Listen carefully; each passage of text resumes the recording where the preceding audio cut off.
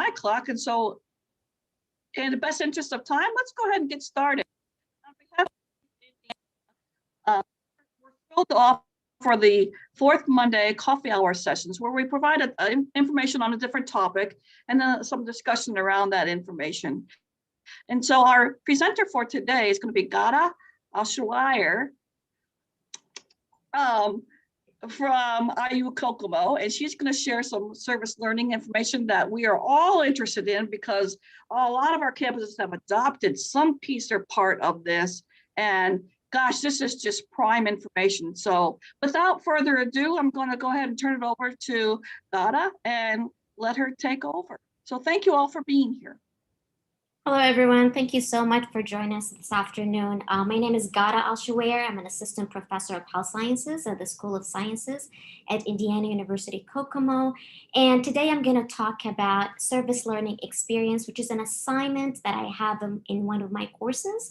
I'm going to give an overview about that assignment and talk about assessment and future implementation. So again, an overview of SLE, I'm going to talk a little bit about that and effectiveness of this of SLE in general. And then I'm going to describe my course. And then I'm going to talk about the assignment itself from 2016 to 2019. That was pre-COVID. And then the SLE post-COVID, I'd say, for 2020. So for each section, I'm going to describe the activity. I'm going to talk about the results in terms of the site options, as well as rewards and challenges from student perspective. And then I'm going to end my presentation today with directions for future implementation. So we all know that SLE, or service learning experience, it's a part of work integrated learning or field-based activity, which is part of experiential learning. It is considered one of the high-impact educational practices that's often embedded in a course as a required activity. It links a issue learned in the classroom, in the curriculum, and then helps the students analyze and solve that problem in a community settings or real world settings. That figure just shows you, service learning, which is, again, one of the examples of work integrated learning, which is part of experiential learning. SLE often involves a community partner, or actually it should involve a community partner. So students will work with a community partner. And so to have a successful SLE, you need to have students, both the students and the community partner, benefiting equally from the SLE. These programs in general are based on the idea of giving something back to the community, which is consistent with the mission and vision of Indiana University Kokomo, as well as, and also it's an important college outcome. I will say it's also a good preparation for professional careers. So when the students work with community partner, this is a good preparation, again, for work, for citizenship, for life in general. So the key elements of these programs is having the application component and the reflection component. So we give the students the opportunity to both apply what they learned in a real world setting and then reflect what they learned or talk about it in a classroom settings and share that experience with their colleagues or their classmates.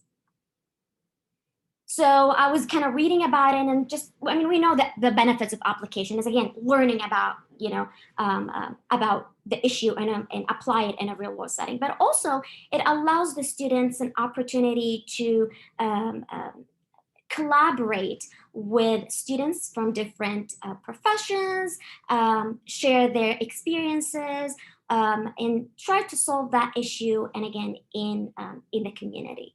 The reflection piece of it allows the student to view the practical experience within a larger social context. So the students are encouraged to ask questions, about what the root causes of that health-related issue in the community, why do we have that issue, and also it allows the student to broaden their understanding about the health of the individuals, about the health of the community, and also understand the risk factors and also in general social determinants of health. So again, both of them, the application and reflection, are important pieces of the SLE.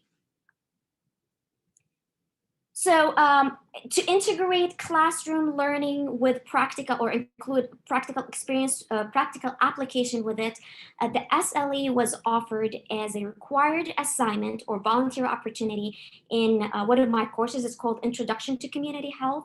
It is it's a required course for our students in the health science program, and particularly in the health education and promotion concentration.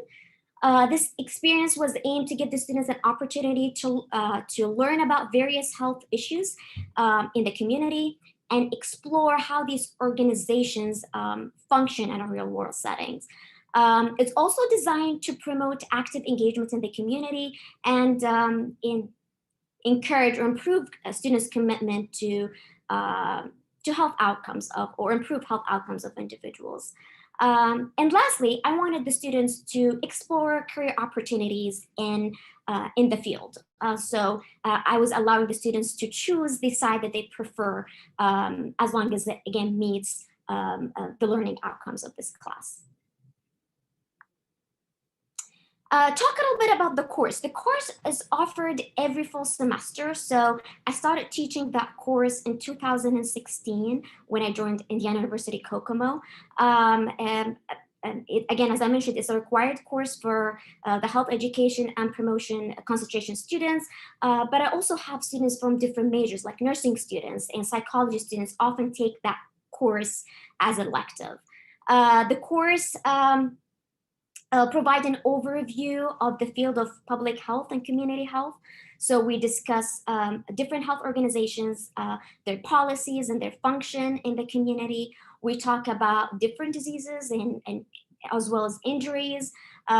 We talk about basic health sciences like epidemiology, behavioral and social sciences, environmental health, and then we kind of mention or address the future directions of community health and how we contribute or help improve the health of the community. So the SLE from 2016, 2019, it was the same assignment, the same instructions. Each students will actually selected a field site organization in the community to complete the SLE. So good examples of organizations would be health departments, social services agencies, volunteer organizations, nonprofit agencies, faith-based programs, nursing facilities, school-based programs, outreach groups. All of these are great sites where the students can volunteer at. The students can use their connection to locate the site, or the students can use some of the help resources that I provided for them. So search sites like Volunteer Match is one of my favorite. I actually use it personally to find volunteer opportunities in the community, and they always update their list. And there's also the U.S. Department of Veteran Affairs.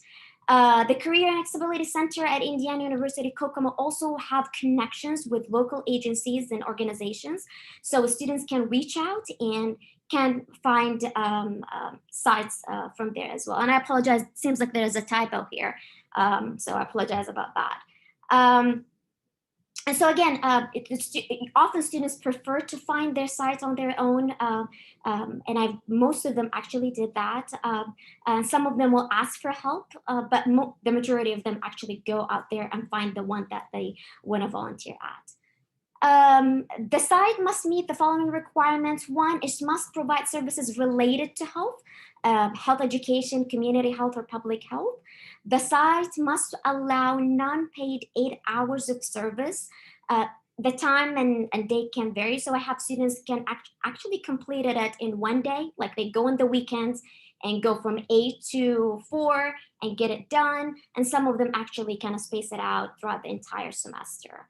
Preferably that service or that volunteer opportunity should be related to future career they want to pursue after graduation.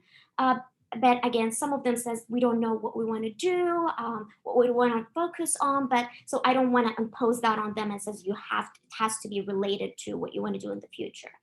And they need to get my approval before starting their volunteer opportunity to make sure it's consistent with the learning outcomes in the class. And at the end of the SLE, they should give their site supervisor a student performance evaluation form, and it must be completed and turned back to me or given back to me via email. In addition to that, once they're done with their 8 hours of volunteering, they would complete an e-portfolio. In that e-portfolio, they will talk about the organization, the mission and vision of the organization, the management structure, if they have a CEO, who they report to, and all of that. They also talk about the duties and responsibilities, as I said, so what they accomplished, what were their tasks they completed. They include a record of time, date, and duration of each visit hours to the organization. They also supplement their e-portfolio with artifacts. So that could be something, materials they created, photos of them working at the site, meeting agendas. If they're going to include meeting agendas or take pictures, they need to get the approval of the site supervisor, the consent before doing that. And they also include a thank you letter. We want to make sure that, again, we maintain a good relationship with our community partners, and also want to make sure the students have connection and maintain a good connection with the site. And so thank you letter is included as well. That should be sent to the SLE supervisor. And then at the end of the e-portfolio, they provide an overall analysis of their experience. So they talk about how this experience was related to community and public health. How did it contribute to their understanding of the role of the organization in the community? What did they learn about the population being served? And what did they learn about themselves and their career goals? Is that something they want to do in the future? Is that something they want to pursue later on after graduation? And then the sharing part. This is the fun part, I will say. They come to the classroom, they have a presentation, and they talk about their experience. So they talk about the organization in general, their funding resources, the population being served, and also their role in the community. They support their presentation with health education relevant statistics, so related to the issue that been addressed by the organization or statistics provided by the organization. So for example, maybe mortality rate about health, or morbidity rate, or even risk factors, or health services coverage provided by the organization, or health system in general. Could be abroad, like about US in general, or could be very specific in Indiana or even a local community. And they talk about the types of activity performed at the site. What did they do? What did they accomplish?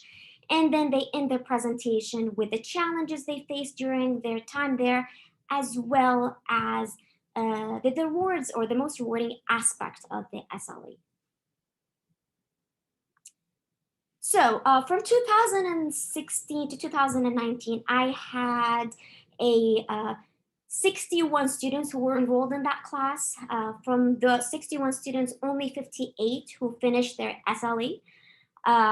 12 of them volunteered at hospitals. 11 of them volunteered at nonprofit organizations like Bonafesta, for example. 8 of them volunteered at schools. 7 of them volunteered at faith-based organizations, and also 7 of them volunteered at allied health services like PT clinic and OT clinics. 6 of them volunteered at senior living centers like nursing homes. 2 of them volunteered at community-based healthcare networks, which is local, small doctors' offices, kind of part of a bigger network. And then only 1 student volunteered at health department. So as I mentioned, in their presentations, they talked about the challenges that they faced when they were completing their service hours. And I collected all their quotes, and I was able to obtain 4 different, or put those, again, challenges in 3 different categories: emotional challenges, personnel-related challenges, and work environment challenges. Emotional challenges was, it was related to working at the site and dealing with the patients or those being served at the site. So one student volunteered at a site that worked with cancer patients, and she said some of the challenges I faced while I was doing my service was when we were washing the wigs, due to the fact that cancer patients wore them and I didn't know if they survived or not. Another one was this student served as a child advocate, and she said, realizing there are so many children that are being abused and neglected in our country. And one student added, she served in, and again, a nonprofit organization. She said, feeling like I couldn't help them enough, going home the first night, my heart was broken and I couldn't wait to go back. And really just kind of, it touched me that to know the students were feeling connected to those that, they were helping and realizing the importance of the work they were doing in the community. Personnel-related challenges was related to the co-workers and employees at the site. And so one student worked at nursing facilities, and she said, or nursing homes, and she said a couple staff members weren't too quick to do their job of unloading wheelchairs and getting residents off the bus. And the other students added, two staff members were not very professional and talked about their adventure at the bar the night before and how hungover they were in front of the residents. I didn't think that was appropriate behavior in front of the residents. Just because they are old doesn't mean they are stupid and don't understand what they are saying. So again, I'm really happy to see our students understanding what is appropriate and not appropriate behavior in professional settings and acting based on that. Work environment challenges was related to the demand of the, again, at the work site. And so, and the training that they received there. So one student said, adapting to an ever-changing environment, no task is the same. And the other one apparently did not receive enough mentoring at the beginning of the 8 hours. So the student said was thrown into work without much explanation. In terms of personal rewards, I put these categories, again, I obtained those from their feedback, from their presentations. So I put them in 4 different categories: personal rewards, professional rewards, organizational rewards, as well as community rewards. So personal rewards is related to the learning experience as a whole. How did they view that? And were they grateful that they had that experience? So one student said, gaining a great hand-on experience. So she was really grateful for that opportunity. This one said, this made me realize that I'm grateful and I want to start helping the less fortunate. I'm waiting a response as to the next day that I can go back and volunteer, but this time on my own. I've actually checked base with that student, and the student did actually go back, and she volunteered and at that site, and it was not part of the credit. I also had another student who started her SLE, and at the end, she actually became a child advocate, and that was, again, a great experience. Another student started the SLE, and then after we're done, she continued doing that and accumulated over 300 hours at the hospital. So from 8 to 300, that's just an amazing thing. Professional rewards, it's related to exploring future career opportunities. So one student said, I finally found what I want to do with the rest of my life. The other student said, volunteering may evolve into pursuing a career in environmental health. He's the only student who completed his LSE at the Department of Health. Organizational rewards is how they viewed the role of the organization in the community, the value of the organization. So one student said, I also value the time I got to spend learning about all the community programs that our church offers. And the other students volunteered at nonprofit organizations, Hope Bridge, that serves children with autism. And so the student said, Hope Bridge is an outstanding facility that serves the autistic community. And the last set of rewards, I call them community rewards. It's related to identifying the needs of the community and also making a difference. Um, One student says becoming aware of some of the problems that this community is facing today. And another student added, that student volunteered at a church, said seeing the community come together. So again, these are the most, again, mentioned rewards and challenges by the cohort from 2016 to 2019. For 2020, of course, COVID hit last year and things changed. Again, we went to quarantining and stayed in our place. There was no volunteering. If we looked at community organizations, community organization no longer supported student placement, did not take interns, did not take volunteers, especially like in the summer. Some of the organizations actually had to restructure their face-to-face activities.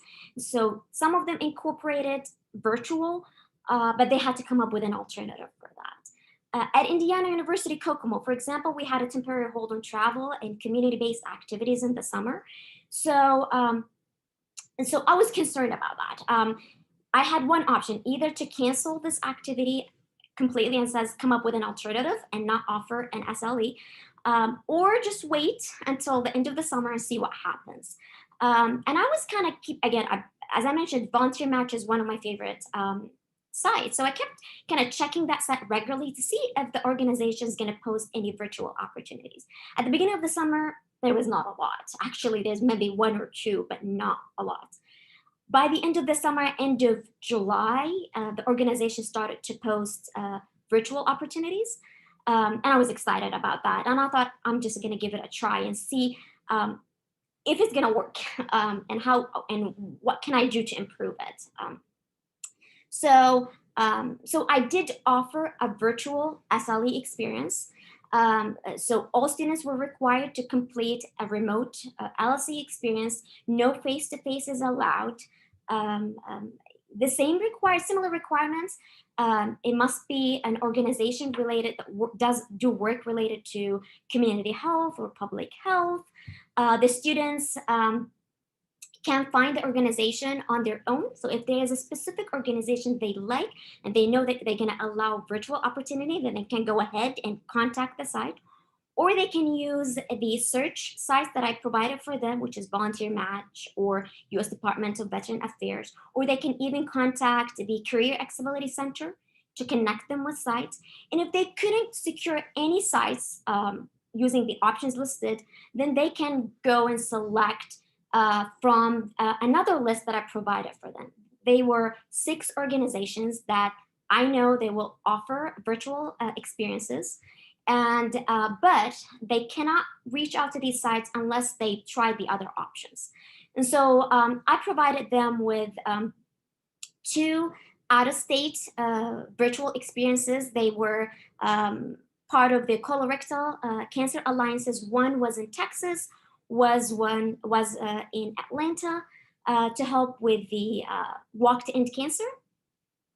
I had another one was a Alzheimer Association that was in Indiana.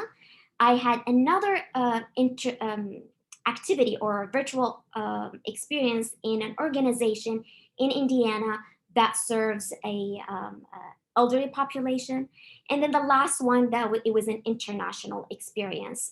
It was part of it's called the Catholic Medical Mission Board. Students volunteer in programs that aim to prevent HIV among at-risk girls and young women in Africa. And the other one also was healing malnutrition, in particular in South Sudan. And so, again, they were given the opportunities, but they were asked not to, again, pursue them unless they tried the other options. The same requirements, they need to get my approval before they start the SLE. It must be related to health. The site must allow 8 hours of virtual service the entire semester. It should be, hopefully it be related to future career, but if not, that's okay. Then at the end, they must again, give the student performance evaluation form to the site supervisor, and the site supervisor must complete it and turn it back to me by the end of the 8 hours. Same thing, they completed the e-portfolio. I didn't honestly change anything about it because I thought it was really important to include the reflection piece. And so they talked about the name of the organizations, the mission and vision and management structure. They talked about their duties and responsibilities at the site. They collected artifacts from the SLE, so anything they created or pictures taken there, they include that here.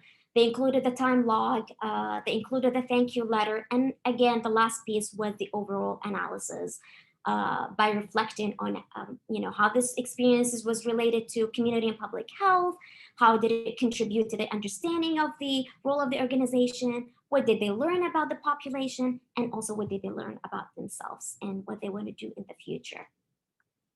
And then they shared it with the classroom, same thing, talked about the organization, supported it with statistics about the health issue, talked about the activities they performed there, and then the challenges they faced, and then the rewards that they gained at the end of this experience. It was a small classroom, so I call it like a pilot testing of this virtual SLE. I had 6 students in the classroom, only 5 completed the SLE. 1 completed it at a faith-based organization that was outside Indiana. It was actually in San Francisco, California, and the other one completed it at a school. It was in Lafayette. And the 3 remaining completed it at nonprofit organization.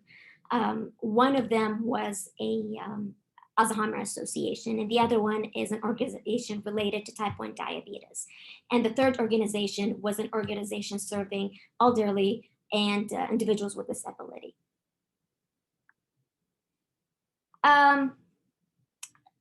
Again, during their presentations, they reflected on the challenges they faced and their rewards. The challenges, it was a little bit different than the previous cohorts. This cohort reported challenges related to SLE format and life-work balance, but they also talked about personnel-related challenges and work environment challenges, which were similar to what the other students reported in previous years. So with regards to SLE format, because it's a virtual opportunity, it was hard for them to find a volunteer opportunity, and they were so persistent. They wanted to go and find their own sites. Even though I said, hey, these are the list of options that you can try and contact if you fail to find another opportunity, but still they wanted to find their own site. But they had challenges. It took them a while to find the site that they like. They also talked about life-work balance challenges, and and that's something I've been hearing a lot after COVID. A lot of students saying that it was hard to balance work with school, with life. So the student said time consuming to create the handout and hard to fit that time into daily life with work, classes, and etc. Work environment challenges, the students was referring to, it was difficult to communicate with coworkers using, again, Zoom or like via email, because they used to talk to people more face to face and ask questions when, again, because they are at that site when they are in person. So that was a challenge for the students. Another students reported personnel related challenges. Again, that was because similar or connected to having the remote experience. So one student said, communicated with my supervisor because they just cannot go and knock on their door and just ask that question. They have to email the supervisor and wait for a response, and that was challenging for them. And the other one said, getting clients to open up. Again, they were talking to the clients over the phone. I remember that student was saying that clients did not know them, and so it was hard for the client to talk or even have a conversation with them because they couldn't see them, and just the lack of body language, it was make it difficult to communicate. In terms of rewards, I would say they are similar to what previous cohorts reported. The same categories: personal rewards, professional rewards, organizational rewards, and community rewards. Personal rewards, how did they see the learning experience as a whole? So one student said, see how important it is to just have someone to talk to. Um, and the student elaborated that, when we had COVID and everybody's, working from home, um, you don't have an opportunity to interact with other people outside your close networks or outside the classroom. And that student said it was really nice to have the opportunity to talk to people outside my network. So I thought that was really interesting. Professional rewards, it's related to acknowledgement and recognition. And so one student who volunteered at the Alzheimer Association, she said, appreciation from my site supervisor. Another student added, email with my name was sent out showing appreciation from other members. And so, it's a good thing. It's rewarding for that student. Organizational rewards, same thing, the value of the organization. So the students said the most rewarding aspect was gaining more understanding and respect from the organization as a whole and how this organization function in the community. And the last one is community rewards and making a difference. The student volunteered again at a school. She said, getting to contribute to some of today's youth and help them stay healthy during the winter months. Knowing that I help parents and children with ideas and activities on what they can get their children to do makes me feel accomplished because I know that it will make their outlook on physical activity be a positive one.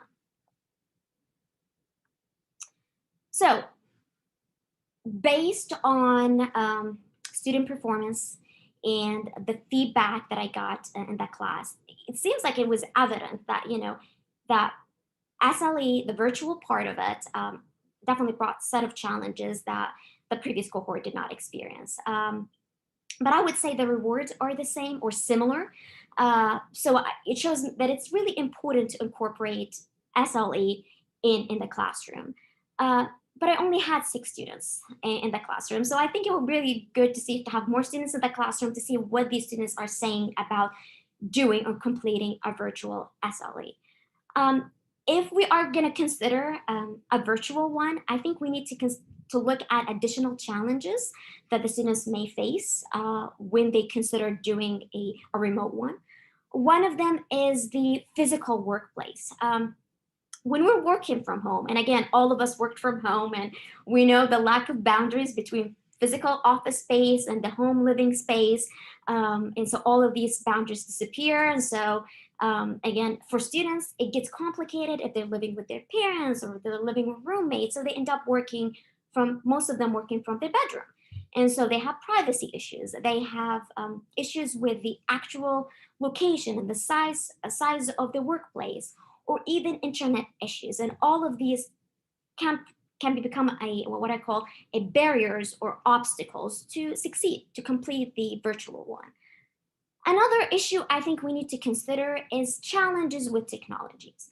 The access to technologies or the use of advanced technologies, again, can be a challenge because they are required to communicate with coworkers. A lot of organizations, they have their own softwares, again, to protect their data. And if the students are not familiar on how to navigate this new world, that can be a challenge, and it can be difficult for them to complete their experience. Another thing is developing what I called a professional mindset, or assuming the role of professional when all of us are working out from home. And for the students in particular, if they're working from the bedroom. I mean, last year, all of us worked from home. And so we take frequent breaks to visit the pantries, or, dogs interruptions, or even if you have children at home, you have to take care of your family. And it's the same thing with children. Students might still struggle with developing a professional mindset if they are working from home. And working from home, I will say it requires independence. students particularly need to know when they need to work, set a time, especially when the site supervisor is not physically there to help them, to communicate with them, to guide them throughout the entire process. So I think these are important challenges that we need to address if we want to move forward with a virtual experience. Moving forward, I don't think we should steer away from doing or offering a virtual SLE. I think it is a great experience. It gives the students an autonomy to choose, again, what they want to do. I think we should offer both virtual and in person and see what the students wants to do, if they prefer, again, doing remote work or they want to do it in person. But if we're going to do that, we're going to make sure that both for the virtual and the in-person, the assignments and the requirements and the instruction should be consistent. So if I'm going to provide the students with a list of organizations that they can choose from, then I should provide that for both the virtual one and the in-person one as well. So again, to be fair with everyone. Also, we need to communicate with the students about set of challenges that might appear if the students want to do a remote SLE. Students need to assess their potential workspace, their place, their conditions, family responsibilities, professional skills, to decide whether that virtual SLE is a good option for them. Because doing that will help them identify the gaps that need to be addressed, look at the resources they need to have in order for them to, what I call, gain control or have more control over their working environment or learning experience. And also doing that, the students will develop confidence, resilience, independence, whether they're dealing issues in, again, virtual settings or even in-person setting as well. Another thing that students need to work on is their communication skills. So they need to understand how they increase the effectiveness of their communication in the workplace. So they need to make sure they understand the tasks and instructions and look for implicit, not only explicit directions when they are given a task. So they need to use all the resources that were given to them, as well as the research skills, to find an appropriate answer to that issue and find a solution for that. They need to ask good questions, so they need to be proactive asking questions to clarify any ambiguous aspect of the work. And the most important thing, they need to articulate how and what they learned, and if they have any questions or concerns. And they need to learn how to make a good impression at the site. And they can do all of that by learning to navigate the new online world, learning, again, different communication softwares or platforms. And so I know certain sites heavily depend on Teams, others just focus on, for example, Zoom. Students need to be, again, experienced working with all these different platforms. Because if they're not comfortable, that will add more stress, that will add more anxiety, and really the students is not gonna benefit from that experience, or not gonna view that virtual experience as a valuable experience for them. So at the end, I would say that, and what I'm planning to do is I'm gonna move forward with incorporating both the virtual SLE as well the in-person SLE in the first round in 2021. I'm going to give the students an opportunity to choose which one they want. I want to make sure that both instructors are consistent and see what the students prefer. Are they going to do the virtual one, or they want to stick with the in-person, the traditional experience? And I want to see if there are any additional challenges that this previous cohort did not mention, if they're going to be the same or consistent or different. But what I think is, I think it's going to be pretty much similar what this 2020 cohort reported. It's going to be the same challenges in terms of communication, not being able to be with these individuals in person.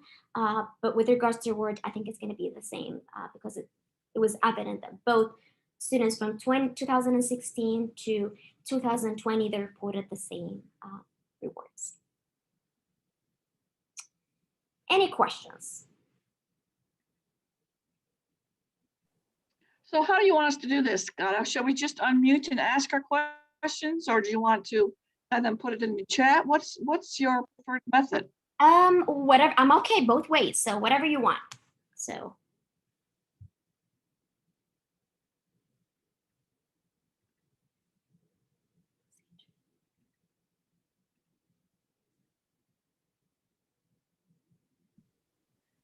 I can start. I just want to say thank you, Gada, for sharing your service learning project with us and just sharing a little bit about how you're evaluating and developing it, which I think is really important. And I think you have some really great like insights. And some of the work that I do is related to like partnership development, like some of my research-based stuff.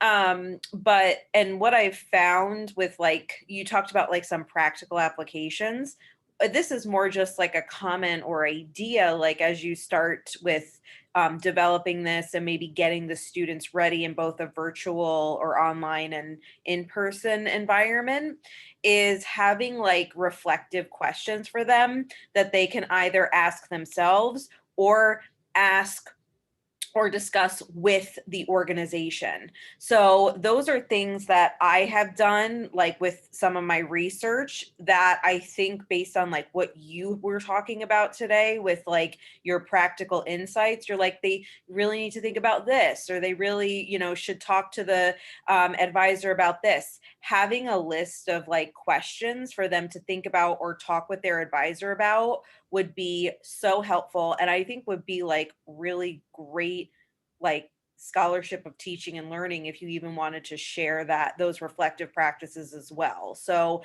those are just some ideas that I was throwing out, and I just want to thank you for sharing too.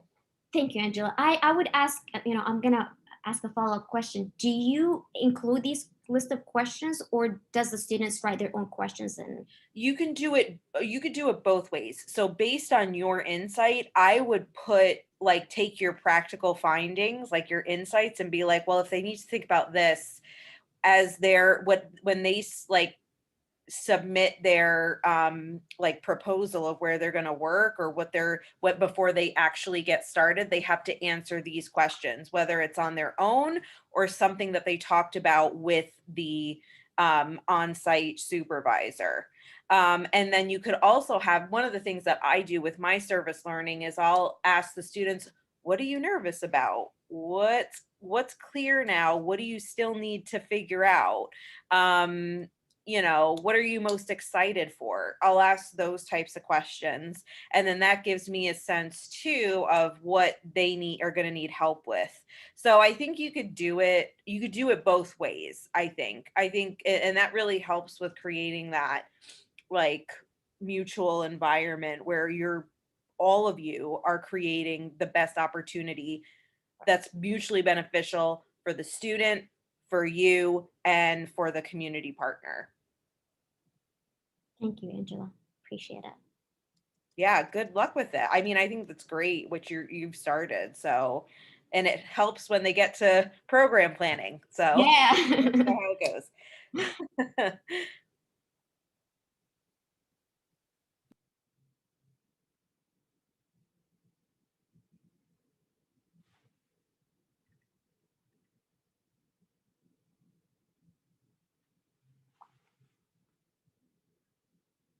Any other question, comments?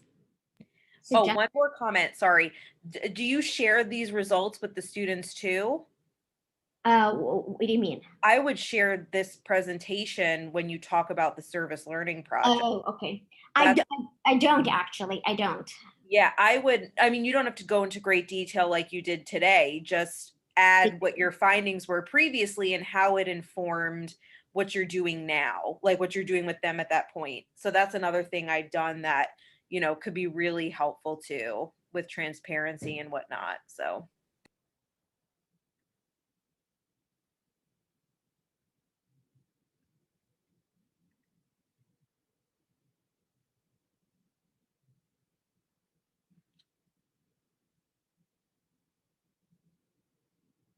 Any other suggestion, feedback?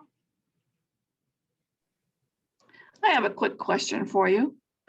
On the IU Kokomo campus, how do you reward faculty for engaging in SLEs?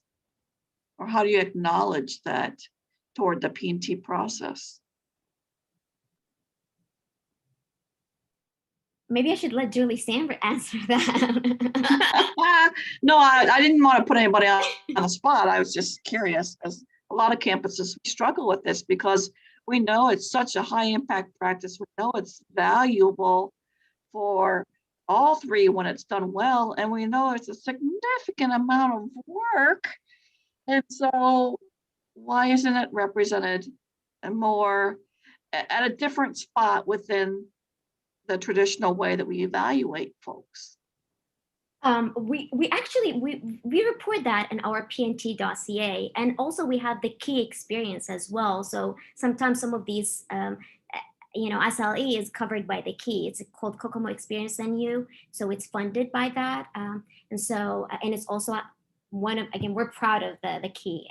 It's one of the things that we do here at our campus. It's a great thing. So I think, Angel, you want to elaborate on that as well? Yeah, I would just say that, and I think service learning, you can do it to certain extents, and it's not for everyone. So, I think with our institution, they're very great with like academic freedom, and they'll just support you in whatever path you're pursuing for your pedagogy. But with the service learning, it's really up to us to kind of take an initiative to build our dossier up around that service learning aspect. So showing growth and future in what you plan to do in the future with this particular service learning that we're doing at the time. So in a sense, we are rewarded through like the trustees teaching awards or other like external awards and things like that. And then for P&T, really kind of creating a case for why that service learning experience puts you, it makes you an expert in this particular area. So that's I think, yes, that's one way, great high impact practice, I think.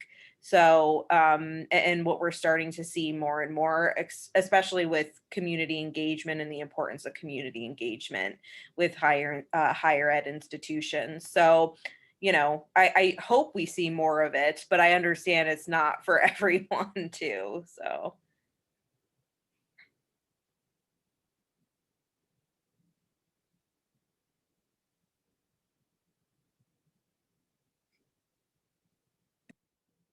Any other comment, question?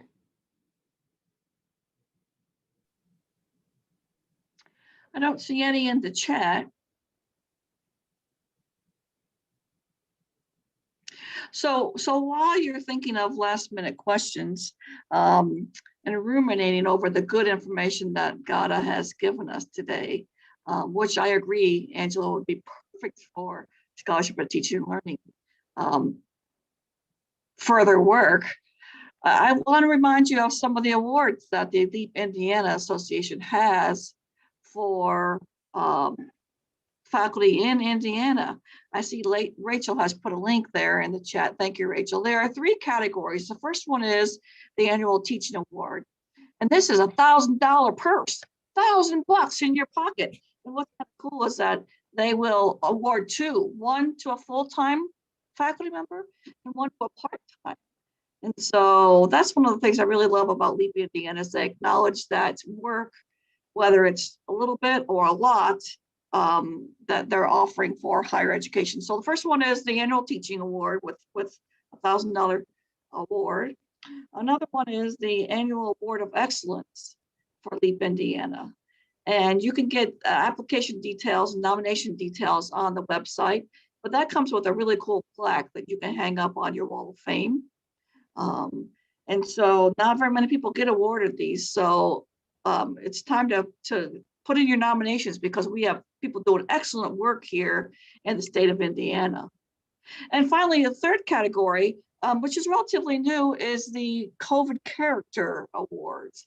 And this is where Leap Indiana wants to acknowledge that COVID did take a toll on us.